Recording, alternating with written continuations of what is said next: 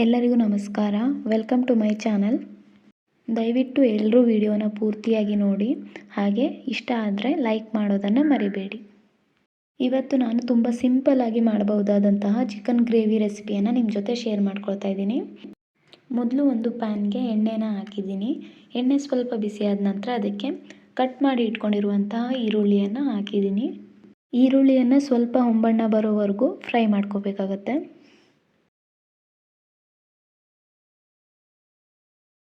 ಈರುಳ್ಳಿನ ಫ್ರೈ ಮಾಡ್ಕೊಂಡಿದ್ದಾಗಿದೆ. ಈಗ ನಾನು ಇದಕ್ಕೆ ಟೊಮೆಟೊನ ಸೇರಿಸ್ಕೊಳ್ತಾ ಇದ್ದೀನಿ. ಟೊಮೆಟೊನ ಸೇರಿಸಿದ ನಂತರ 4ರಿಂದ 5 ನಿಮಿಷ ಫ್ರೈ ಮಾಡಿಕೊಂಡ್ರೆ ಸಾಕಾಗತ್ತೆ.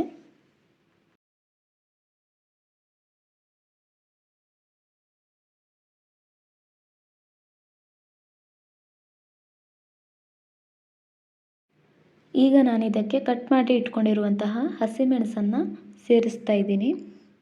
ನಾನಿಲ್ಲಿ ಖಾರ ಕಡಿಮೆ ಇರುವಂತಹ 2 ಹಸಿಮೆಣಸನ್ನು ಸೇರಿಸಿದ್ದೀನಿ. ಖಾರ ಜಾಸ್ತಿ ಇದ್ದರೆ 1 ತಗೊಳ್ಬಹುದು.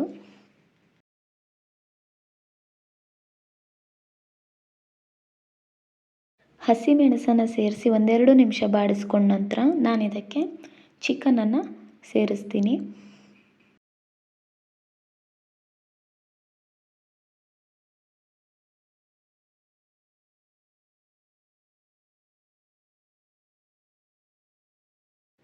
ಈಗ 1/2 ಟೀ ಸ್ಪೂನಷ್ಟು ಅರಿಶಿಣವನ್ನು ಸೇರಿಸ್ತಾ ಇದ್ದೀನಿ. ಹಾಗೆ ರುಚಿಗೆ ತಕ್ಕಷ್ಟು ಉಪ್ಪನ್ನು ಕೂಡ ಸೇರಿಸಿದ್ದೀನಿ.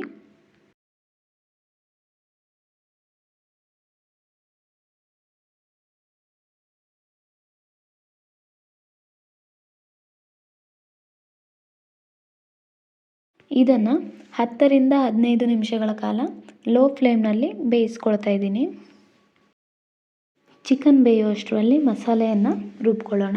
ಇಲ್ಲಿ ನಾನು ಒಂದು ಮಿಕ್ಸಿ ಜಾರ್ನಲ್ಲಿ 1 ಕಪ್ನಷ್ಟು ತೆಂಗಿನ ತುರಿಯನ್ನು ಹಾಕ್ತಾ ಇದ್ದೀನಿ. ಹಾಗೆ ಖಾರ ಕಡಿಮೆ ಇರುವಂತಹ 4 ಹಸಿಮೆಣಸನ್ನು ಕಟ್ ಮಾಡಿ ಹಾಕ್ಕೊಳ್ತಿದ್ದೀನಿ. 5ರಿಂದ 6 ಬೆಳ್ಳುಳ್ಳಿ ಎಸಳನ್ನು ಕೂಡ ಸೇರಿಸಿದ್ದೀನಿ. ಹಾಗೆ 1 ನಿಂಬೆಹಣ್ಣು ಗಾತ್ರದ ಹುಣಸೆ ಹಣ್ಣನ್ನು ಸೇರಿಸಿದ್ದೀನಿ. 1 ಇಂಚು ಶುಂಠಿಯನ್ನು ಕೂಡ ಸೇರಿಸಿದ್ದೀನಿ. ಹಾಗೆ ಸ್ವಲ್ಪ ಕೊತ್ತಂಬರಿ ಸೊಪ್ಪು, 1 ಮೀಡಿಯಮ್ ಸೈಜ್ನ ಟೊಮೆಟೊ, ಹಾಗೆ 1 ಮೀಡಿಯಮ್ ಸೈಜ್ನ ಈರುಳ್ಳಿಯನ್ನು ಕೂಡ ಕಟ್ ಮಾಡಿ ಸೇರಿಸ್ಕೊಂಡಿದ್ದೀನಿ.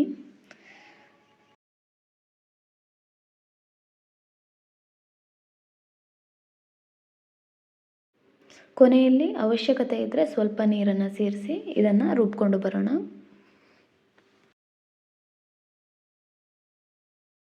ಈಗ ನೋಡ್ಬೋದು ಚಿಕನ್ ಬೆಂದಿದೆ. ಇದಕ್ಕೆ ನಾನು ರುಬ್ಕೊಂಡಿರುವಂತಹ ಮಿಶ್ರಣವನ್ನು ಸೇರಿಸ್ತಾ ಇದ್ದೀನಿ. ಮಸಾಲೆಯನ್ನು ಸೇರಿಸಿದ ನಂತರ ಒಂದು ಸಾರಿ ಚೆನ್ನಾಗಿ ಮಿಕ್ಸ್ ಮಾಡ್ಕೋಬೇಕು. ಇದು ಸ್ವಲ್ಪ ತಿಕ್ ಕನ್ಸಿಸ್ಟೆನ್ಸಿಯಲ್ಲಿ ಇರೋದ್ರಿಂದ ಇದು ಬೇಯಬೇಕಾಗತ್ತೆ. ಹಾಗಾಗಿ ನಾನು ಸ್ವಲ್ಪ ನೀರನ್ನು ಸೇರಿಸ್ಕೊಂಡು ಮಿಕ್ಸ್ ಮಾಡ್ಕೊಳ್ತೀನಿ. ಈಗ ನಾವು ಇದನ್ನು ಒಂದು 15 ನಿಮಿಷಗಳ ಕಾಲ ಲೋ ಫ್ಲೇಮ್ನಲ್ಲಿ ಬೇಯೋದಕ್ಕೆ ಬಿಡೋಣ. ಇದು ತೀರಾ ಗಟ್ಟಿನೂ ಆಗಿರಬಾರ್ದು, ಹಾಗೆ ತೀರಾ ತೆಳ್ಳಗೆ ಕೂಡ ಇರಬಾರ್ದು.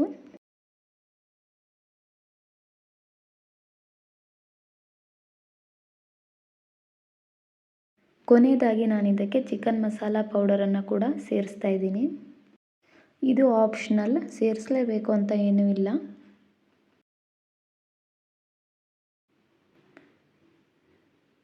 ಈಗ 15 ನಿಮಿಷ ಆಗಿದೆ. ನೋಡ್ತಾ ಇರ್ಬೋದು ಇದು ಸ್ವಲ್ಪ ಗಟ್ಟಿ ಆಗಿದೆ, ಹಾಗೆ ಕಲರ್ ಕೂಡ ಚೇಂಜ್ ಆಗಿದೆ.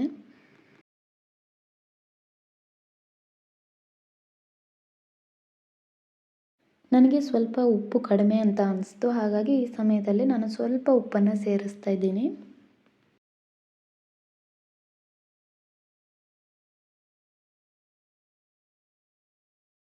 ತುಂಬಾ ರುಚಿಯಾಗಿರುವಂತಹ ಚಿಕನ್ ಗ್ರೇವಿ ರೆಡಿಯಾಗಿದೆ.